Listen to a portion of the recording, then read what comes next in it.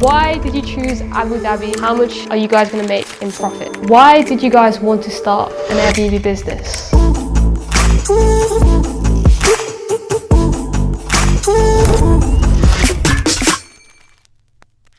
Hey guys, we are here with Saad and Samaa, and we're not in the UK, but we are here in their property based in Abu Dhabi. We're going to be finding out how they are using this property we are in right now for short-term rental and how much they are making from it.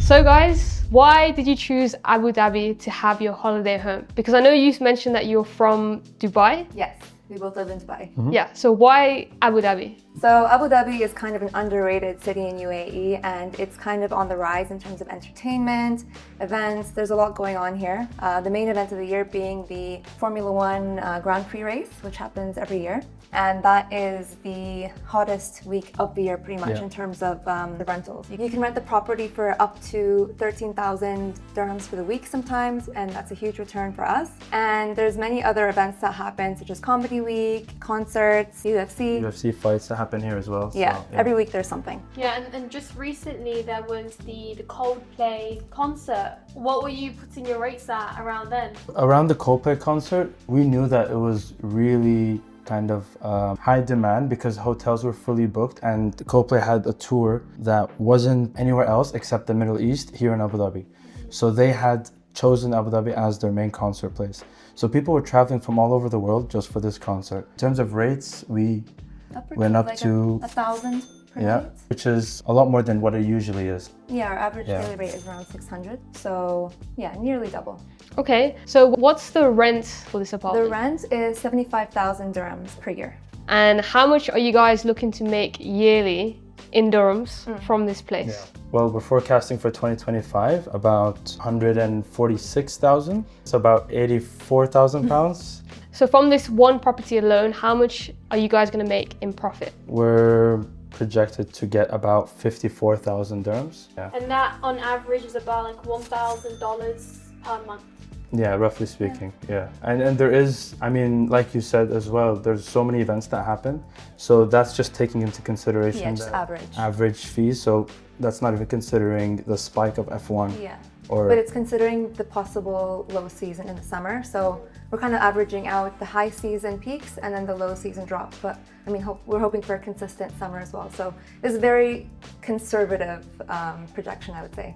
Now that we've covered what you're actually going to be returning from the property, and that all is very, very exciting, right? To now earn money from this property.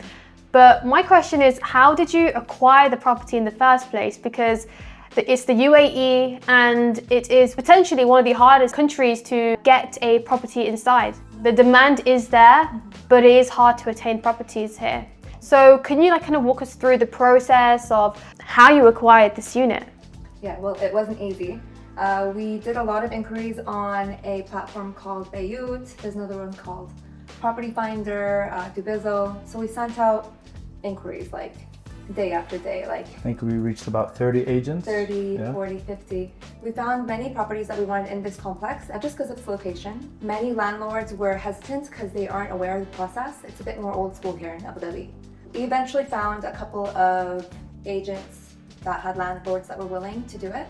How did you communicate that with the agent? Because in the UAE, you're not directly in contact with the landlord straight away. There's always an agent that's managing the property for the landlord. So how did you communicate what you were trying to do with the agent? You have to communicate it in a way that is so easy to understand with all the details so they can pass this on to the landlord. So how did you do that in a way where they were taking the right information to the landlord to increase the chances of getting this unit? Yeah. And also in a way where we're not wasting our time trying to get information and not being transparent. So we had to be transparent from the very beginning, and we had to market ourselves as a professional business that focuses on long-term rentals and, focusing that we have professional systems and process. It was also a bit of a coincidence because the agent that we were dealing with, so he's from Tunisia and he actually has an Airbnb business back home. So he knew exactly. So he's like, oh, why don't you just say that? You could have just cut the conversation short. So once we built the trust a bit with the agent, he was able to get the right message across to the landlord. And yeah, we got the deal closed relatively quickly. There was actually 2 previous deals that were supposed to close and they didn't go through. So at the last minute, we had to again get to work, find another deal, and within a few more days, we found this place. So the main thing that individuals can take away from, if they're looking at this video thinking, how do I get started? It's build the trust and build a good relationship with the agent. Yes. And then you'll acquire that deal. Exactly. Build the trust, build the confidence, and yeah, there's no reason for a landlord not to trust you. Whilst this was all going on, right, you're inquiring for properties, you're on different sites, you're turning up to our live calls as well, and everything, like you've joined the program. What was going on behind the scenes? Are you guys working? Do you have other commitments? How did you balance the both of starting this new business, which you probably didn't have a lot of experience in, starting it whilst having still other commitments? So what did that look like and how did you manage that? Yeah, it was a very busy 1 month that we just had to make a lot of sacrifices. So we both have very busy careers. I'm a corporate lawyer. And I'm in sales for a last mile delivery company. So, I mean, we both have 9 to 5s that but are it's very... not really 9 to 5, we're working around the clock. Yeah, so it's very demanding as well. We both have clients to deal with. Yeah. But I think that, once we had, in mind the vision that we had as well, we just kind of allocated time for everything. Schedule it in, make it work. And we also prioritize our fitness and our well-being as well. So we wanted to make sure that that wasn't being compromised as well. So we had very early mornings just to make sure we fit everything in. And honestly, it was just a month of dedication and just no distractions, just to get it done. And yeah, within that 1 month, we finished the modules, we locked in the property, we transformed it, and yeah, we got started business.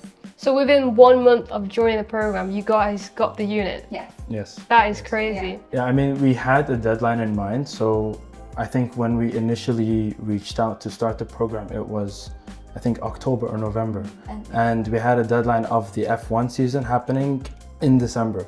So we had to make sure that we hit that peak. There was no option. 100%. There was no I option, think this reminds me and Leena of a time where we were taking on multiple properties during a season in the UK because there was the Commonwealth Games. So it's kind of similar. Everyone was coming to Birmingham, and like the rates you can charge double, even triple per night. So I think this location that you guys have found is great. There's a misconception where they get their property has to be the place that they actually live in, but you guys stepped outside of that and you're getting it in Abu Dhabi. Yeah. So why did you guys want to start an Airbnb business? I think the two of us had bigger dreams, especially being in corporate. You kind of foresee the ladder that you're going up towards, and you just think that, okay, well, you do a little bit of a calculation in your head and you're just like, okay, well, this isn't enough. Yeah, there's always a ceiling. Yeah. Like, even in your job, although you have the potential with commissions and, the more work you do, the more you earn, there's still, there's caps. And for me, I can't work harder and make more.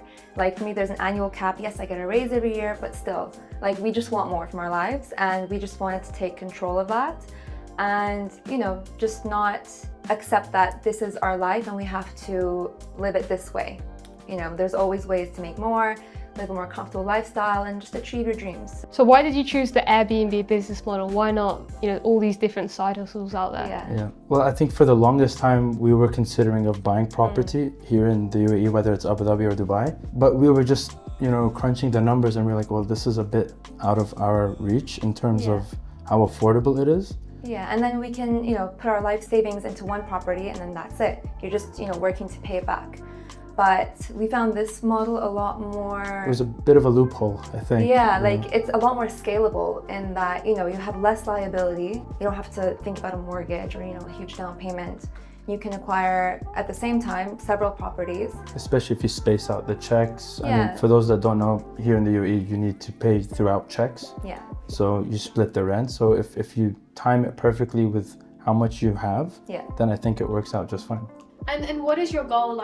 What is it that you would like to be making? Where do you guys see yourself taking this business and scaling it to what kind of numbers?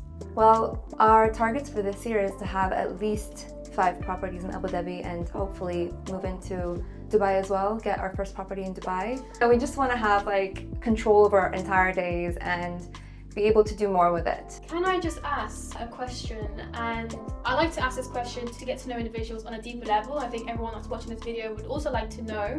There's always a more deeper reason as to why people get started in business. Personally, this is what I have found from working with many students, hundreds of students we've worked with, right?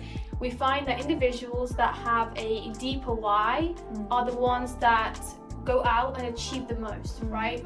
I've spoken to people where their ambitions are just to buy a Ferrari or a Lamborghini, and these people, because they're chasing materialistic things, they're never fulfilled and they never actually, get to achieve those results in a way that if your why and your purpose is much bigger, you're going to achieve all the things that you want as a subsequent of that. So I want to ask you, what is the reason why you are wanting more out of life? Because for myself and Leena, it was to move our mums out into a safer environment. It was to give back to our parents. It was to have more experiences with them and take them to Umrah and do all these things. So what is it for you guys? What is your deeper why and your purpose? Well, I think it all kick-started when we went on a trip. We went actually to Greece, and this was kind of like our first summer traveling outside of the UAE. And we kind of got faced with an extremely difficult situation where we stayed in an Airbnb, and that Airbnb got robbed. Our passports got robbed, our phones, our valuables, everything was gone. And it was in that moment we decided, we realized what really matters, and we kind of wanted to take that experience and, bring a positive out of it. Yeah, I think that once we kind of resolved the issues and, when it came down to what we were faced with, we decided to make a change that we don't ever go through that situation again. And even if we do, we'd be comfortable enough to come back or bounce back from that. Like financially? Yes. Yeah. Aside from that, I mean, I am the eldest in my entire family, so cousins, brothers, sisters. So I always had this, kind of responsibility to kind of supply and provide for my family as well. Yeah, and I need to provide for her. We're lining up a wedding by next year, so yeah, that's something that has to. Thank you so much. Yeah. So that's something that doesn't pay for itself. So.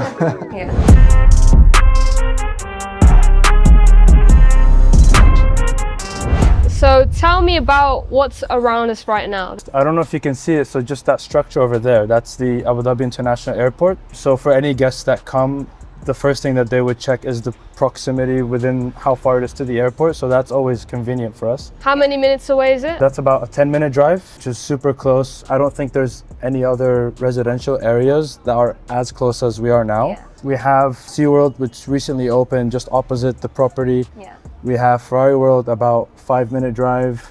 And then of course we have the F1 track, which is about a 10-minute drive. Yeah, there's Yas Mall. Did you say Warner Brothers? Yeah, Warner Brothers. Yeah, all the theme parks. Here in this vicinity itself, there's a supermarket downstairs, there's a laundromat, plenty of cafes and restaurants along the canal. It's a very self-sufficient area, so there's everything you need in a pharmacy, within walking distance. nail spa, I think. Yeah. That's awesome. And is this property booked out right now? Right now, we're booked up for the rest of the month. Have a long booking until mid-February as well. How does that feel? Because I know a lot of people that want to start this business, their biggest fear is, what if I don't get bookings? Yeah, it is very scary when you first start out, but the coaches were absolutely right when they said that once you go live, you will get bookings flying in, and that's exactly what happened. Within the first hour, not even 10 minutes. Yeah, we had just a bunch of requests because it was also for F1 weekend, so we had to decline a lot. So when you acquired the property, did it come furnished or did you buy all the furniture yourself? Who set the property up? Yeah, so it was completely unfurnished. Nothing was available. Most of the furniture was made. Most of it was custom made. So this couch was custom made, the bed was custom made, and everything else we kind of just, we got online. So in total, how much did everything come to? For furnishing, around 17,000 dirhams, I think. What's the return on investment? What's that looking like? I would say 10 months. 10 Yeah, less than a year, we'd be fully recovered, Okay, so within 10 months, you guys will be getting all your investment back, and after that, it's pure profit. Yeah, yes. Yeah. Amazing. How does that feel? Awesome. We can't wait Yeah, to it feels scale. great. I think the biggest motivation is that it's very scalable. Yeah. And it's not that we're confined to one property. So I think that's one of the reasons why we went for the rent-to-rent model as opposed to buying and then putting on Airbnb. It's so scalable. Yeah. And once you like unlock that hack, you just get really motivated to Yeah. just keep going. Yeah, it's scary to start, but once you're in the groove of things, it's so doable. And how many hours per week are you spending on this business? Now not as much. Now we're just kind of just managing guest requests, dealing with the cleaners, the laundry people, any maintenance that's required, maybe a few hours a week. So it's about 4 hours a week Yeah. in total. Okay. Yeah. Max, yeah. So where do you manage this business? We manage it wherever we are. Yeah, wherever we are on Wherever the go. we are. We don't yeah. need to come here at all. We're barely here at all. Everyone is managed on a group chat.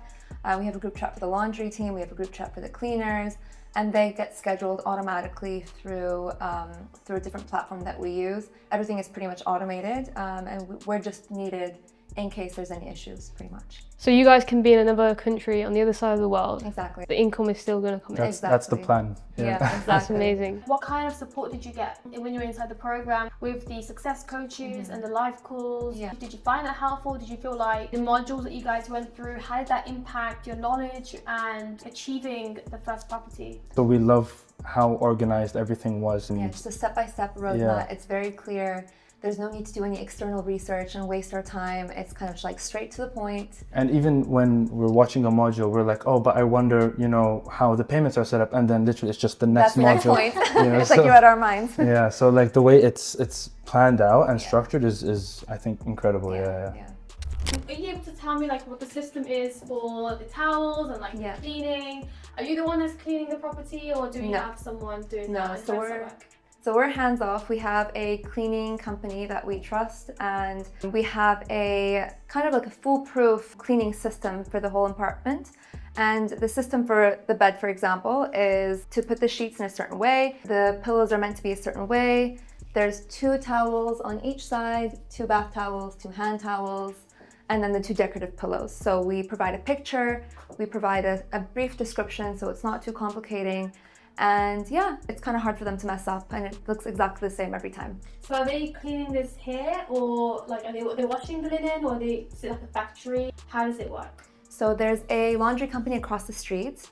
The system is they leave the clean linens outside the door when the cleaners come. The cleaners pick it up, bring it inside. They put the dirty linens in a bag, leave it outside.